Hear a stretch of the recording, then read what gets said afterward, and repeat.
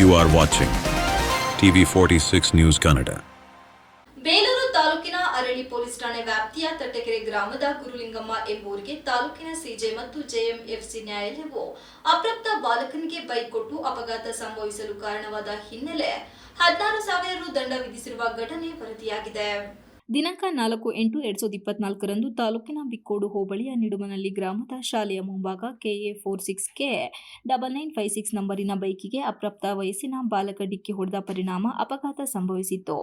ಈ ಹಿನ್ನೆಲೆ ಅಪ್ರಾಪ್ತ ವಯಸ್ಸಿನ ಬಾಲಕನ ಮೇಲೆ ಅರಳಿ ಪೊಲೀಸ್ ಠಾಣೆಯಲ್ಲಿ ಮೊಕದ್ದಮೆ ನಂಬರ್ 49/2024 ಕಾಲಂ 180.181 4 ಇಂಡಿಯನ್ ಮೋಟಾರ್ ವೆಹಿಕಲ್ ಆಕ್ಟ್ ರೀತ್ ಪ್ರಕರಣ ದಾಖಲಾಗಿತ್ತು. ಈ ಪ್ರಕರಣವನ್ನು ವಿಚಾರಣೆ ನಡೆಸಿದ ತಾಲೂಕಿನ ಘನ ಸಿಜೆ ಮತ್ತು ಜೆಎಂಎಫ್ಸಿ ನ್ಯಾಯಾಧೀಶರು ಅಪ್ರಾಪ್ತ ವಯಸ್ಸಿನ ಬಾಲಕನಿಗೆ ಚಾಲನೆ ಮಾಡಲು ನೀಡಿದ್ದ KA 13EY 6200 ನಂಬರಿನ ಸ್ಕೂಟಿಯ ಮಾಲೀಕರಾದ ಗುರುಲಿಂಗಮ್ಮ ಎಂಬುವರಿಗೆ ಶುಕ್ರವಾರ 16,000 ರುಗಳನ್ನು ದಂಡ ವಿಧಿಸುವ ಮೂಲಕ ಎಚ್ಚರಿಕೆ ನೀಡಲಾಗಿದೆ. Ganesh TV46 news Kannada, Belur.